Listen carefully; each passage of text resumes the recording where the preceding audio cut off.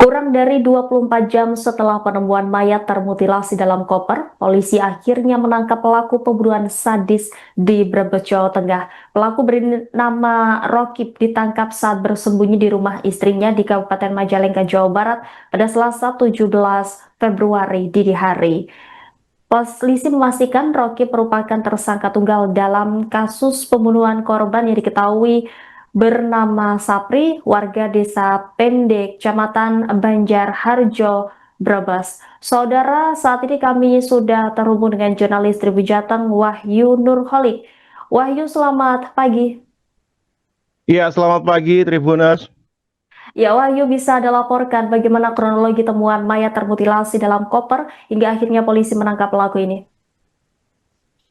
Baik, melaporkan dari Brebes, Jawa Tengah bahwa benar Rocky 45 tahun akhirnya ditangkap oleh tim Resmob dari Polres Brebes usai kabur.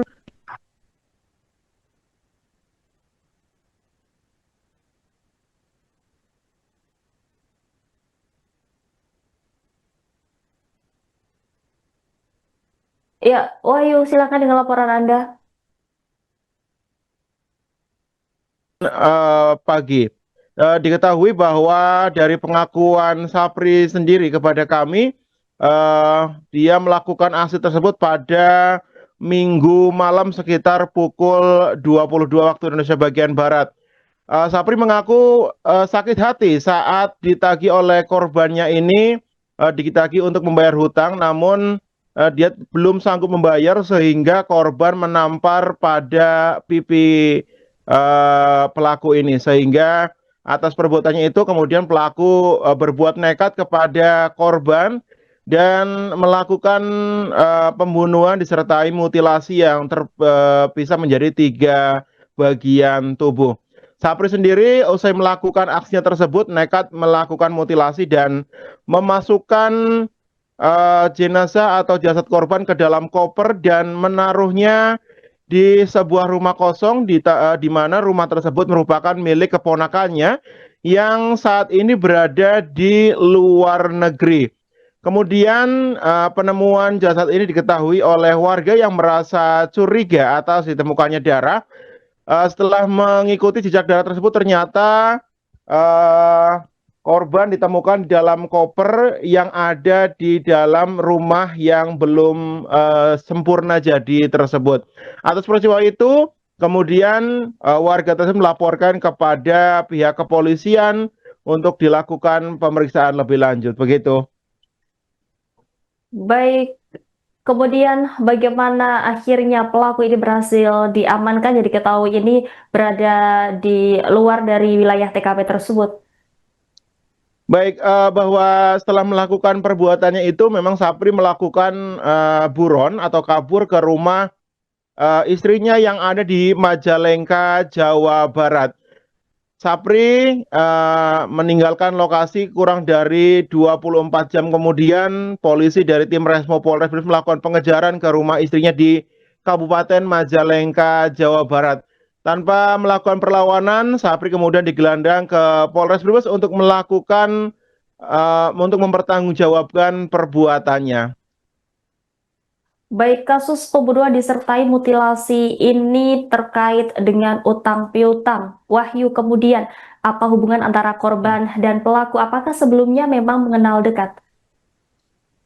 Baik, antara korban dan pelaku menurut Kapolres Brebes AKBP Lilik Ardiansa memang mereka berdua mempunyai hubungan sebagai rekan biasa saja. Artinya ada jaringan hubungan hutang piutang begitu, bahwa korban ini diketahui merupakan juragan gabah begitu yang memang kerap meminjamkan uang kepada yang membutuhkan, dan pelaku ini memang mempunyai hutang kepada korban, dan saat ditagih karena pelaku memang belum mempunyai hutang, kemudian belum mempunyai uang untuk membayar hutangnya, kemudian karena korban kemudian menagih dan merasa tidak puas atas penagihannya itu dan tidak bisa membayar, kemudian korban melakukan penamparan kepada pelaku ini, sehingga karena tidak terima,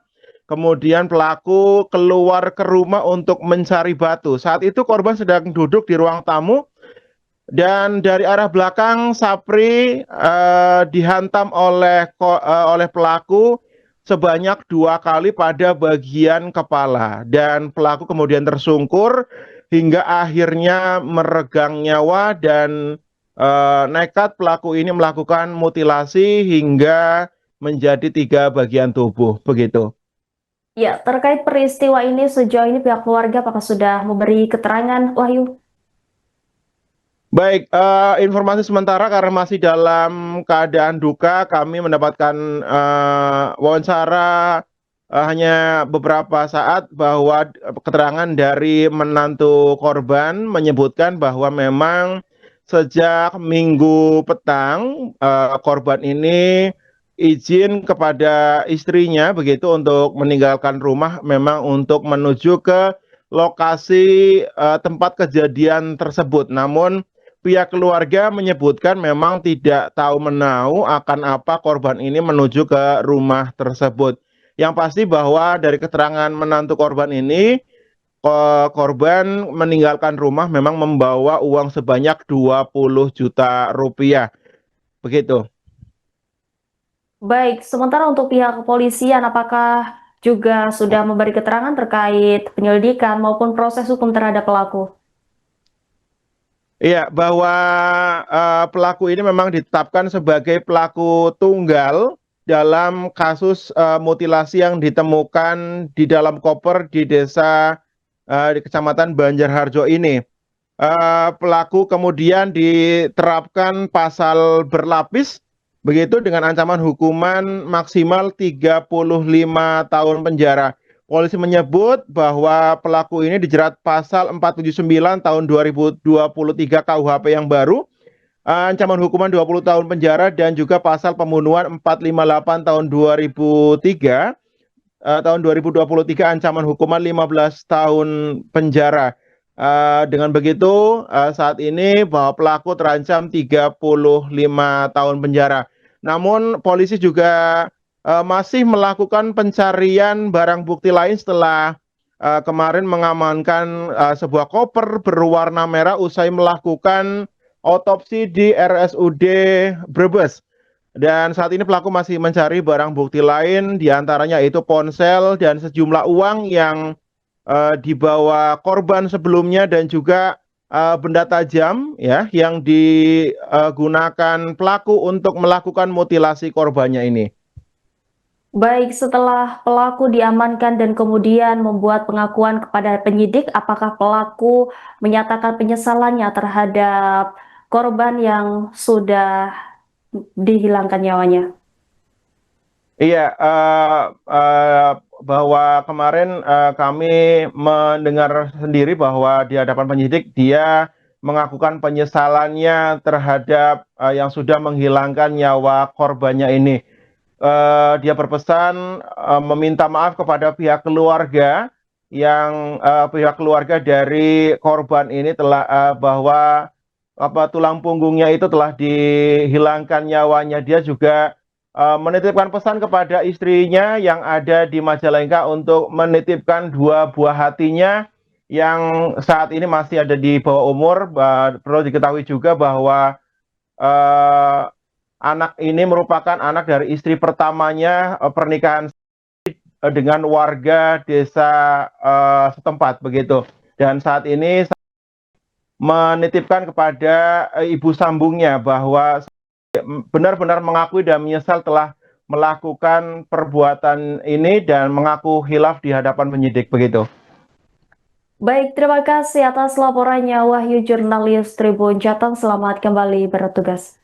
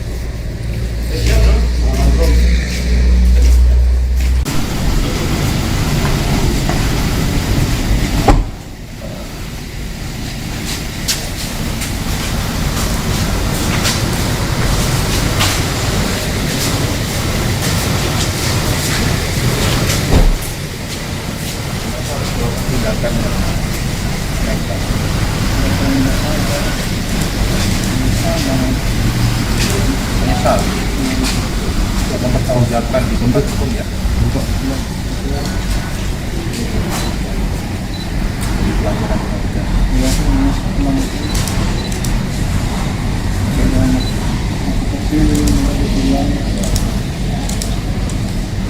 Nanti kita dulu untuk bertindak ya.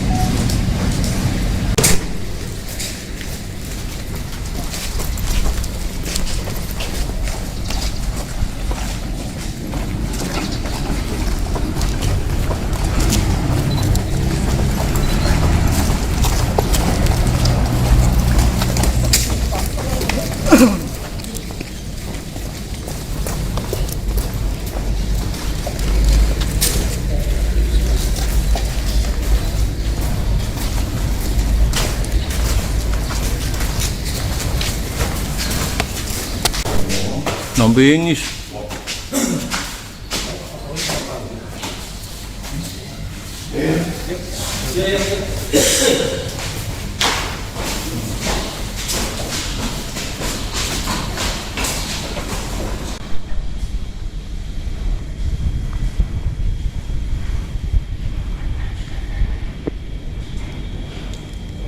Informasi yang kami peroleh itu pelaku ini merasa kesal dan juga emosi saat ditagih utang.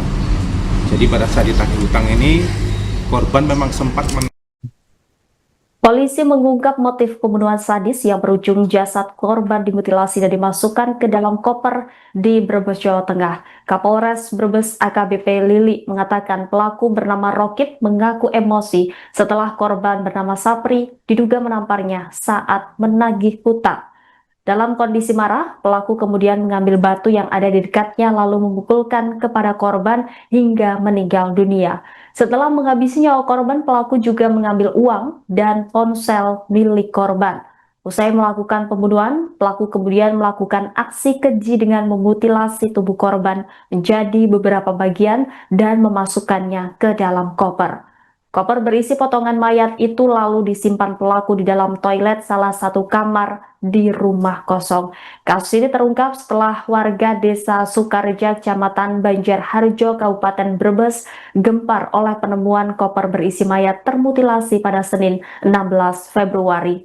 Sekretaris Desa Sukareja Rohandi menuturkan jasad itu pertama kali ditemukan oleh saudara pemilik rumah saat bersih-bersih pada siang hari. Saat itu, saksi mencium bau amis. Setelah ditelusuri ditemukan koper yang ditutup pasir di salah satu ruangan rumah yang belum selesai pengerjaannya.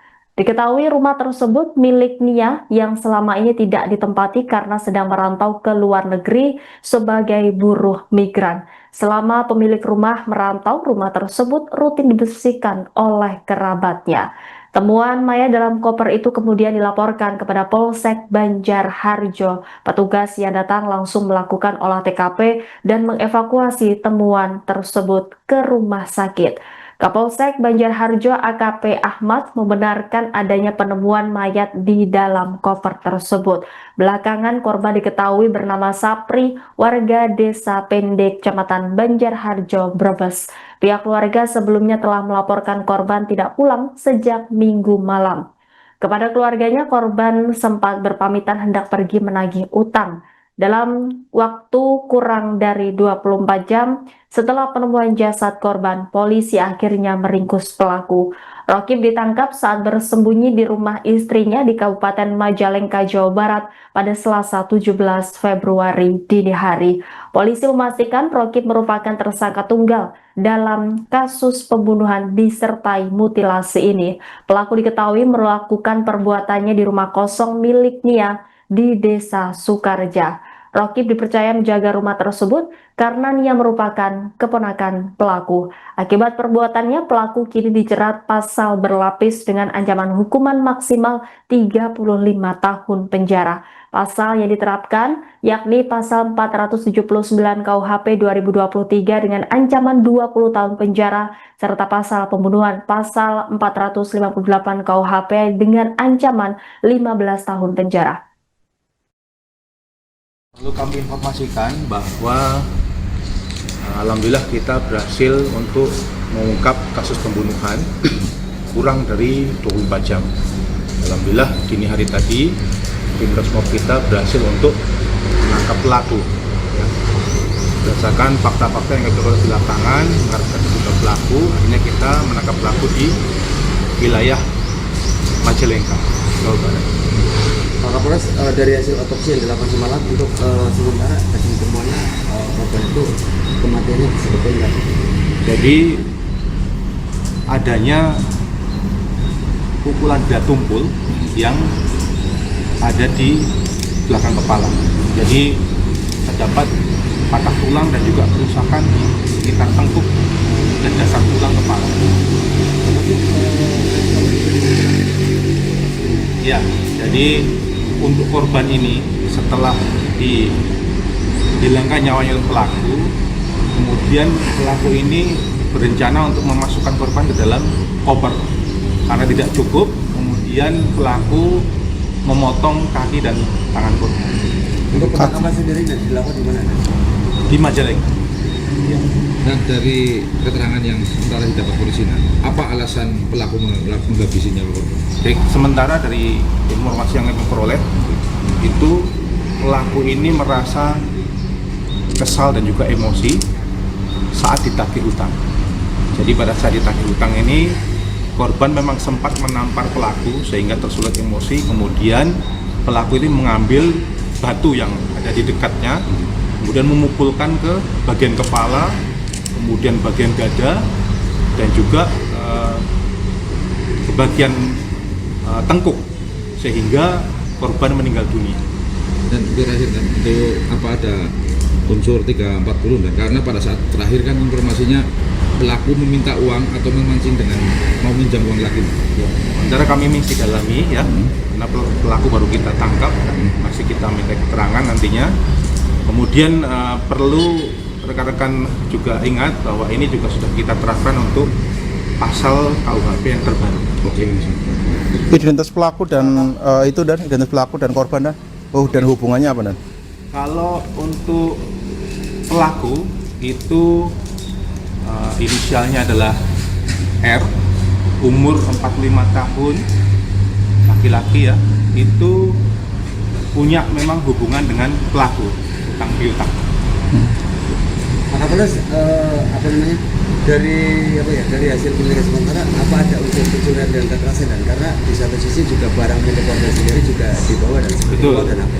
Jadi pada saat pelaku ini menghabisi korban, itu mengambil uang dan juga handphone milik korban. Uang sebesar 15.632.000. Ancaman hukumannya apa? Baik ya, kalau berdasarkan pasal yang kita terapkan ya, pasal 479 Undang Nomor 1 tahun 2023 KUHP yang terbaru, itu ancaman hukumannya 20 tahun penjara. Dan untuk pasal pembunuhannya ya 458 Undang Nomor 1 tahun 2003 itu ancaman hukumannya 15 tahun penjara. Berlapis ya dan berarti. Lapis. Terima kasih. Download Tribun X sekarang, menghadirkan lokal menjadi Indonesia.